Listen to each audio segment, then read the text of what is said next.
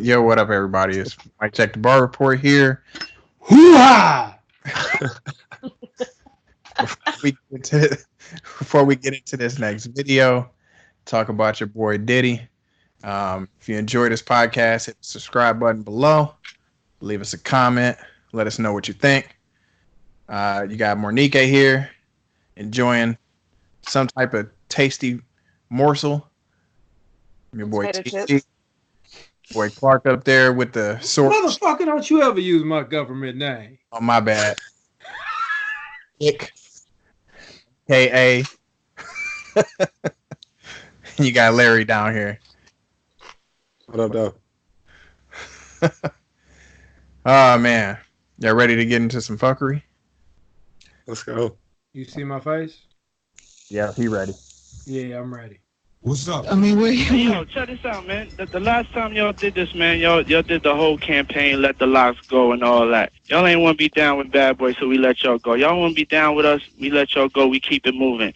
But to get on there and portray like somebody got to go and steal and rob and be shysting, y'all, that ain't really correct. You know what I'm saying?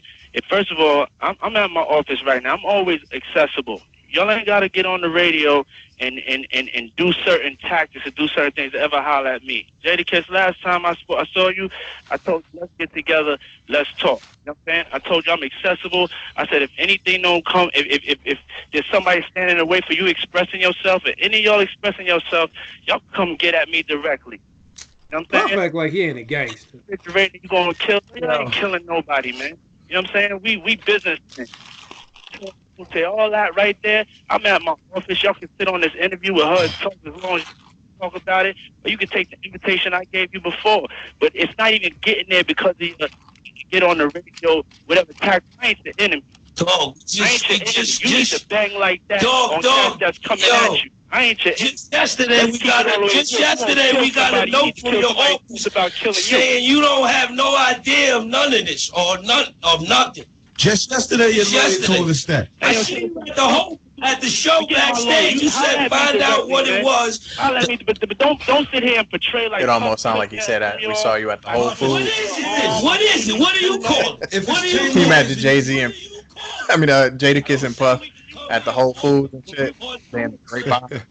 We do none of that. Street was running for you can't handle it no other way, but with and you know that, so don't get on the radio and act like a tough guy or none of that.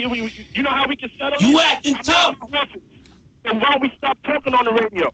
No, you want people to stop talking because you just don't want to know the truth, dog. We made one record with you. Money, Power, Respect. It's 10 years later, and you still got half of our publishing. Now, there's no way you can make it justifiable that you say you deserve half of our publishing. You to my face. We just at the concert. You ain't saying nothing. What are we gonna do? Shave it to your face?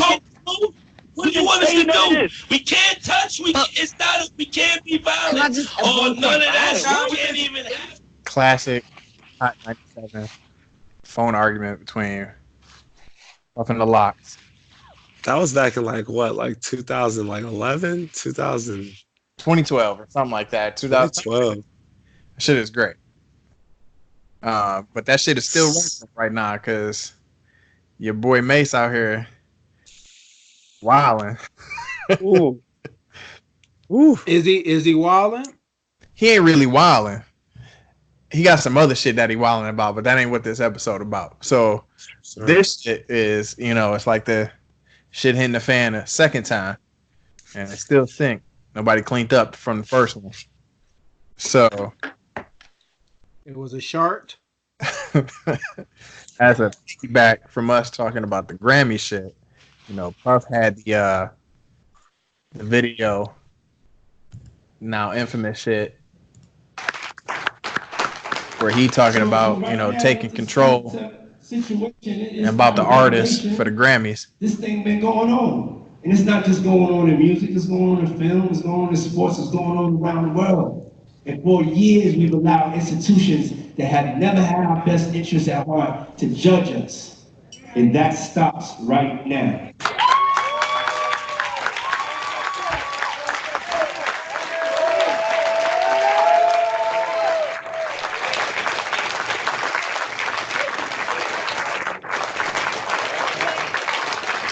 I'm officially starting the clock.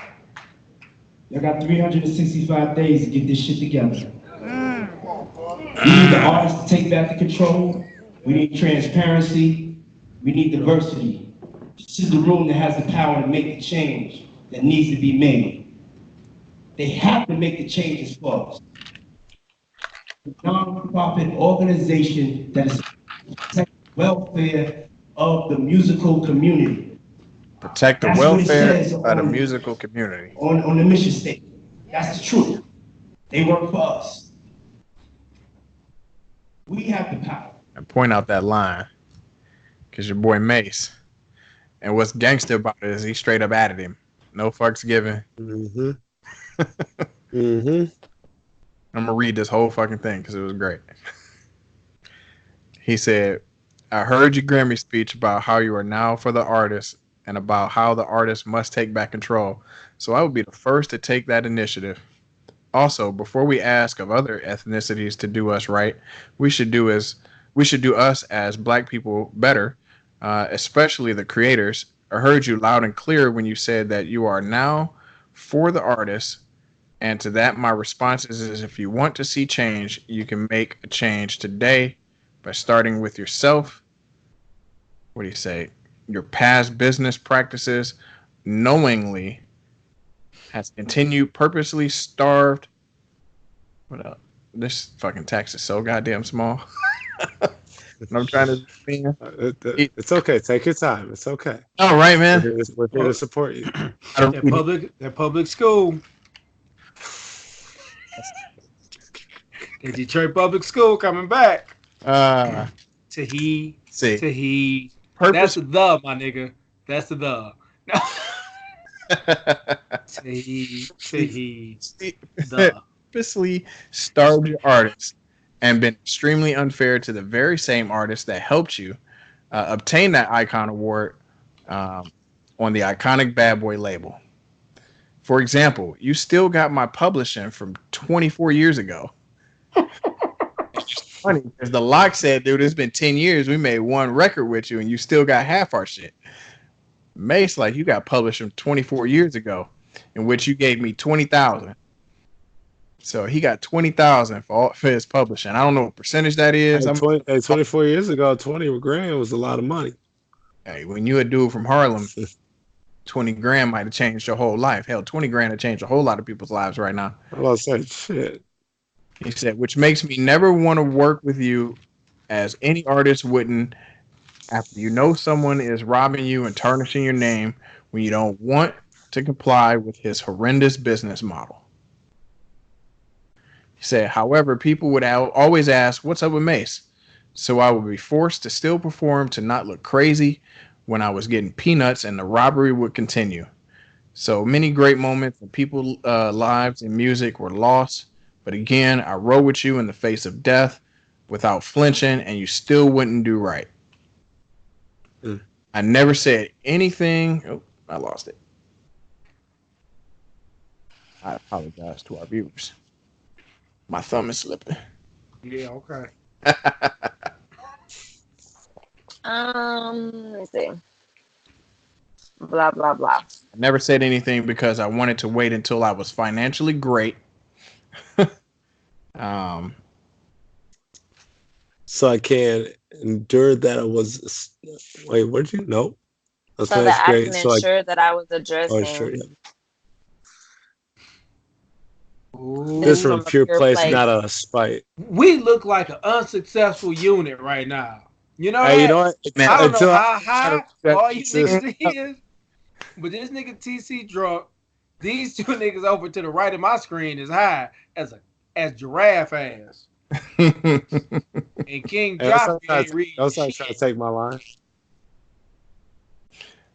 So he said, yeah, to ensure that I wasn't addressing this from a pure place and not out of spite to add insult, you keep screaming black excellence and love, but I know love isn't free. So I offered you $2 million in cash just a few days ago to sell me back my publishing as his biggest artist that's still alive. Everybody else dead. Everybody or dead or in jail or disappeared off the face of the planet. You know, but then again, what was the third biggest artist, single artist? Black Rob, G-Dep. I don't know. Bitch, you put some I respect. have to go to the catalogs. That's the Harlem Hand Glider, nigga. Who the Harlem Hand Glider? G-Dep. Harlem. He said that always show you respect for you giving me an opportunity at 19 years old. Your response was, "As if I can match what the European guy offered him, that would be the only way I can get my publishing back." That's hilarious. Yeah, now he can wait till he's 50 years old. He's bring me back from when I was 19 years old. or I can wait until I'm 50 years old and it will never, and it will revert back to me from when I was 19 years old. You bought it for about $20,000 and I offered you $2 million in cash. This is not black excellence at all. When your own race is enslaving us, if it's about us owning, it can't be about us owning each other. No more hiding behind love. You change. Take that. Take that. Take that. Take that. Cash. So they can take care of their families. So your boy. Oof. One. Hot shot. It's a weird conversation to have because at one, you got the artist who created the shit, and you got the people who pretty much gave you the money to be able to create that art, especially in this case. As a business, don't they have a right? It's not a what you could break all of this down logically because it is correct what you're saying, but that's not what we're talking about. We're talking about someone who keeps himself relevant but making sure he's at the front of the class talking the loudest and making money moves, which is Puff. Much respect. That nigga has been dancing in front of the goddamn camera for 152 years, and the nigga still makes himself relevant as a 92-year-old man doing the shimmy shake, getting boatloads of fucking dough. That's not disrespect. Puffy has inspired much fucking forward motion with the you know, especially when it comes to pop. And when I say pop, I'm not talking about whitewashing it. I'm talking about taking it to the masses. Okay? But if you're going to jump out on stage and talk about the artists, independence, black excellence, be ready for your shit to be put in front of you. And if your shit stink, clean up your shit because they throwing it on the fan again. Now, this is your second, like you said, like a live artist, whether it be artist or group, who has confronted you, Birdman Sr. Birdman Sr. has confronted you. Now what you gonna say? Just get that man his publishing. I'm pretty sure you got all the money in the world. And I feel you. Ain't no white man is going to give up publishing for somebody, but we not white. That's no slight to white folks. I'm just saying. Oh shit, what was that? Okay, we're back. Okay, we're not white. There's no slight to white folks. I'm just saying. We're talking about black excellence, forward momentum, making sure people have their art that will take care of their family. Go ahead, sell that man his publishing back for $2 million. I'm pretty sure you can write that shit off. I know you can write that shit off. Made that $20,000 back over hand over fist. But the crazy part is him, if this is true about him being offered from a European dude, and he telling Mace to match what he offered, he's literally doing the opposite of what he was talking about of being protected, take care of each other in the music industry. Well, what a person 65 days to get this shit together for black folks, be like, I'm gonna sell it to this white dude over here across the pond. Fuck fake. What somebody yells in public and what they whisper in private a lot of times is different. It isn't upfront. It isn't genuine. It isn't real. It is fake. But Puffy used to wear shiny suits. Nigga. Should Puff be able to have shiny suits? Publishing. Shut up. Should he have any publishing? Should any record label or executive or whatever have any other artist publishing? Should I? Yes, if you're dumb enough to sign your shit over, especially nowadays. I'll say it. That's the. I mean, of course. Should it be like? I think it should be like contractual. Like if executive's real deal is to own your shit, then I mean, yeah, they're gonna forever be in your life, depending on how it's written up. But if they're trying to help facilitate an artist and then give it back to artists, and it's got to be like a tiered contract where it'd be like front loaded, minimal, and then have it tiered down, and eventually the artist gets released. That's the only way that you can actually have the executive make what their return on their investment, and then truly giving it back to the artist. So you're talking about mortgage, the niggas. You talking about mortgage. I mean, that's realistic. If you're talking about, because other than that, how is an executive who's helping to front the cash, as I said before, how are they supposed to get that return on investment? How are they supposed to get their guarantee of what's they supposed to make all their cash back and hope for and pray for it off album sales and streaming? Publishing, everybody's gonna pretty much make their bread, right? So they got to make something for some amount of time. So the Lock shit was talking about 10 years on that video. Mace talking about 20 plus. That's what I'm saying. It's got to be some sort of tier system, either or just a finite deal. But no executive, if you own the rights to something, it's a gold mine, or it's made you money, you ain't gonna let it go. It's a crux. I mean, it's let's talk about what it really is, because I think we're all old enough and wealth, debt based, businesses, or we know finance. Publishing is how you make your residual income. Mm-hmm. It's the long game. Okay? Plain and simple. You show somebody some shiny shit up front when you're going to take the long game. So I don't think it's bad that they're taking publishing. I think that now that we're in the stage that you don't need to sell your publishing because you can put a bunch of shit out yourself. It's motherfuckers out here getting famous off of Google. Like, Smoke DZA has the best fucking interlude about it. He said, you don't need the label. Now, you can jump on YouTube and make some goofy shit off of YouTube and get on from the goofy shit. And then sell merch. Perfect example. It's goofy shit. Motherfucking Shiggy. Right. Remember Shiggy? Mm-hmm. Shiggy was funny as shit before he did that goddamn Drake thing. Like, that nigga used to have me crying laughing. Ever since the Drake thing, and he's supposedly, he got famous off the goofy shit. But now I can't even watch the nigga. It's like Kevin Hart now. It's like, ugh. But you can get famous off the goofy shit and have a wonderful career now. So, fuck the label.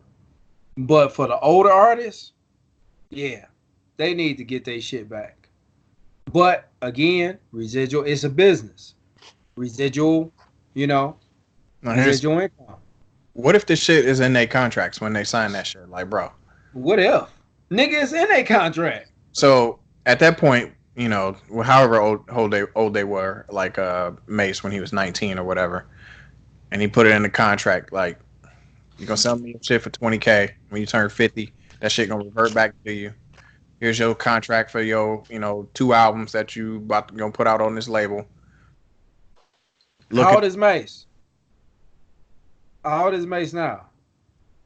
If I were to guess, probably like, I don't know, 45. Come on, research department. I'd have told that nigga Mace, bitch, 5 years, ho. 5 years, my nigga. Because it revert back to him, right? That's what it said, right? Yeah. So if a nigga buy it, it still revert back to him, right? At 50. 42. So he got 8. I knew it was 8 years, nigga. 8 years. That's your retirement plan. Like, if Puff want to be honest, nigga, you ain't getting this shit. That shit is made that it's gonna be your retirement plan. It might not be worth shit then, but it might not be worth shit. Yeah, but hey, nigga, I got it till then. Now, granted, you got a lot of responsibility on the artist to look at this contract and be like, this shit is trash. But then at the same time, it's like, well, you ain't gonna get no deal if you don't sign this particular contract. So some responsibility does fall on the artist, but at the same time, the record industry and these execs, Puff included, they taking advantage of the situation for sure. Some? All. Yeah. All.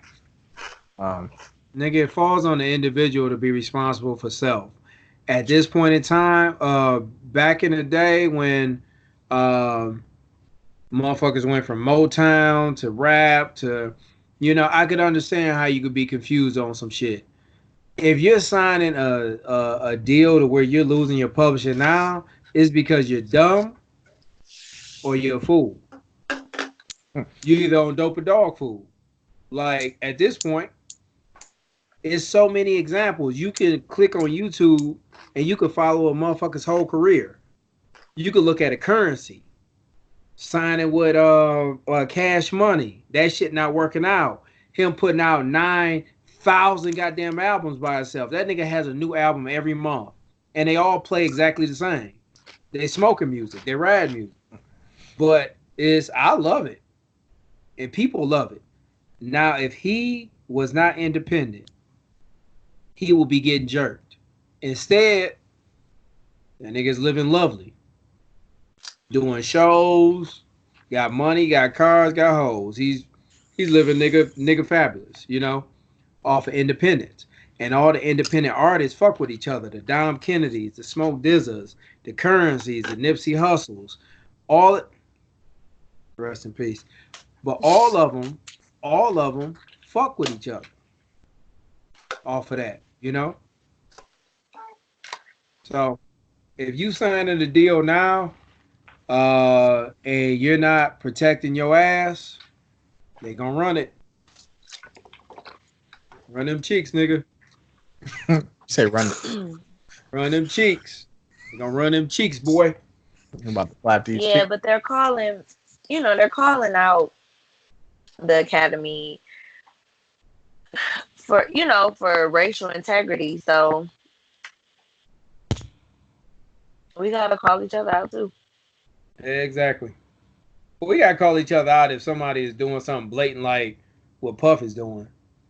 Well, there's really two parts. There was different parts in what Puff was talking about. Aside from the executives and their control, he also talked about how black music is generally respected or lack thereof, by the Grammys.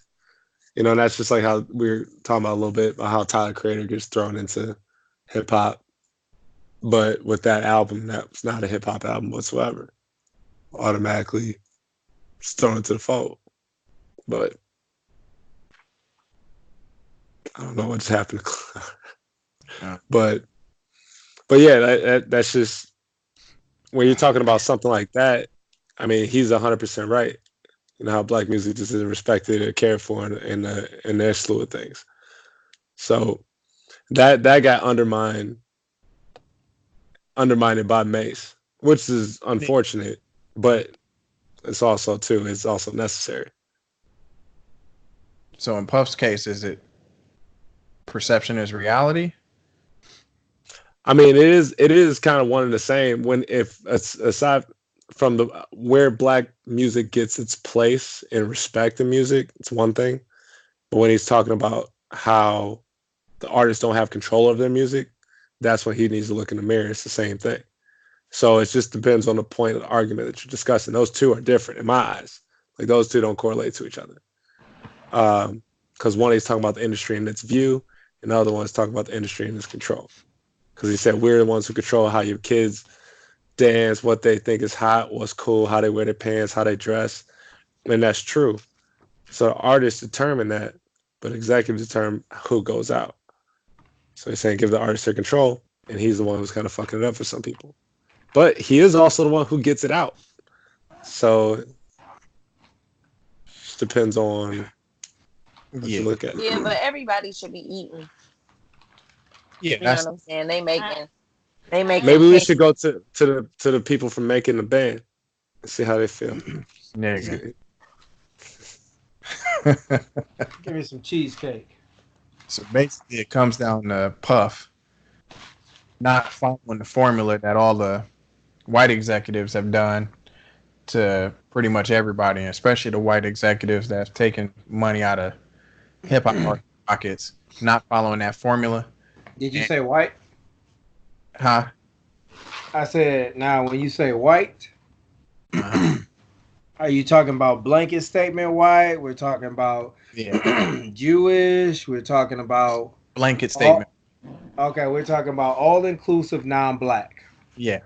Okay, got you. Just making sure we make it plain for the simple and simple for the plain. I knew where you was going. Okay. But yeah, he can't follow the same formula that put all that bread in their pockets. If you trying to, like you said, strive for black, take care of the artist, you may have to dilute your funds a bit to take care of your own people. Diversify your bonds, nigga. I mean, I'm sure he's at a point where he could do that. Yeah, definitely. Right. Get that man back his publishers. No. That's not wise business. It's definitely not wise. Sell that man back his publishing for $2 million. Right. Hey, what would you say Diddy's net worth is?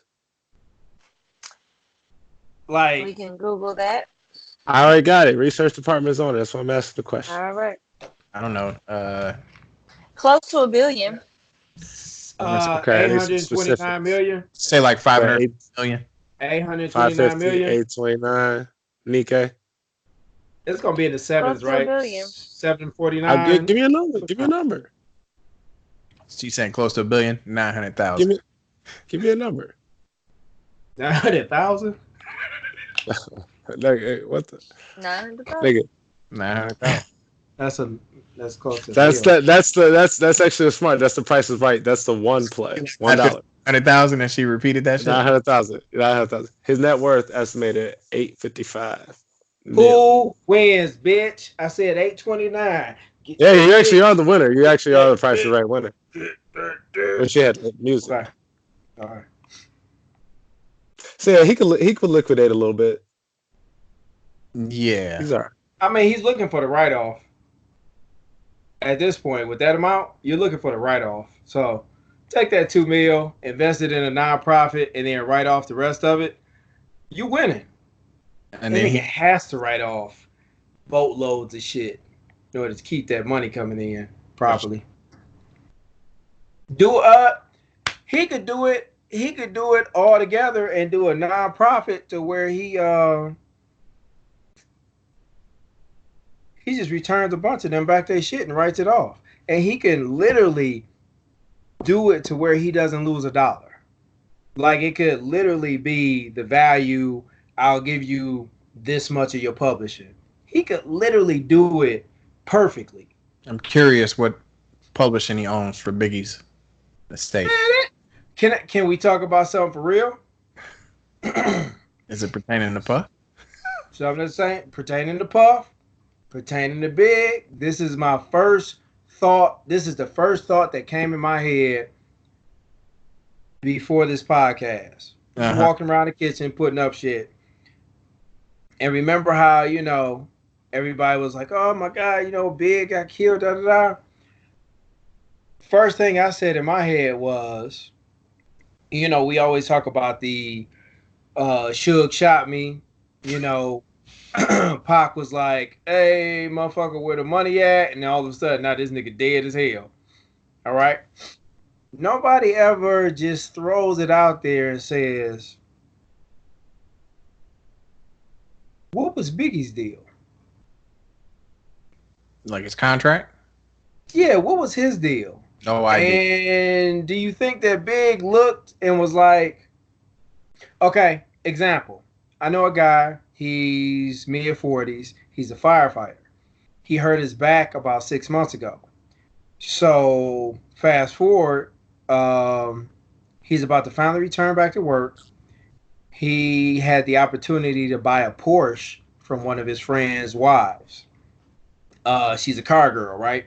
He bought the Porsche because he said, life is not promised. I'm mid-40s. I just hurt my back, and I'll never be the same again. I'm still able-bodied, but like his mortality became a big thing.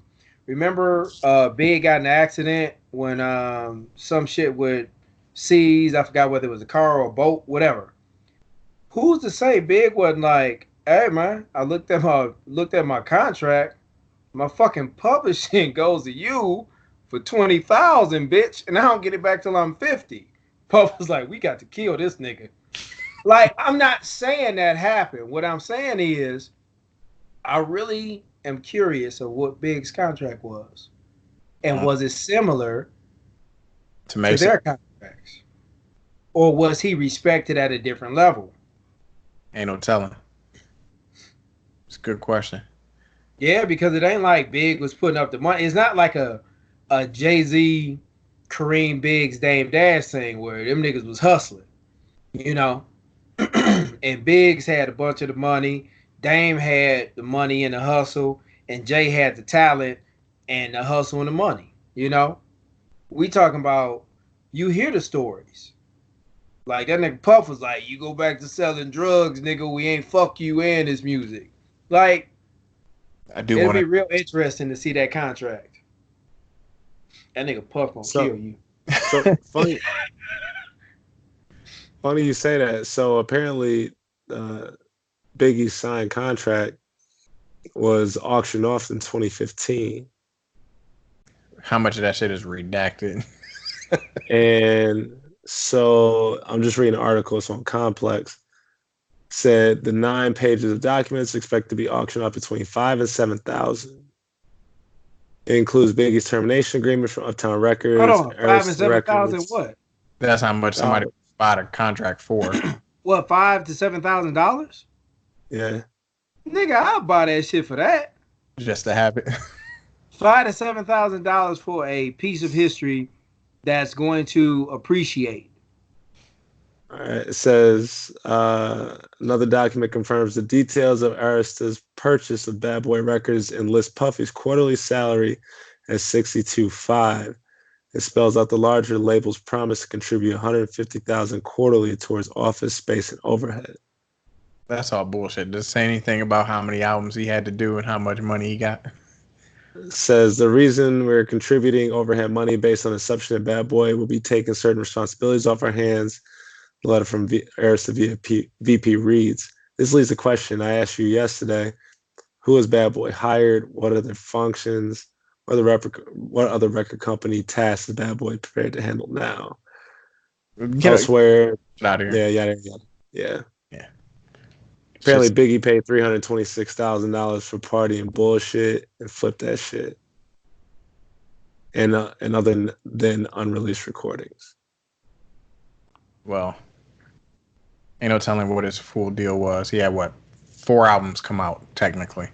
So I don't know. Guess we'll never know. Well, ask Valletta, nigga. Ask Valletta. All right, Clark, wrap this up so we can lead out. Nigga, wrap it up. How, nigga? Exactly. Puffy is Berry Gordy, and we know this.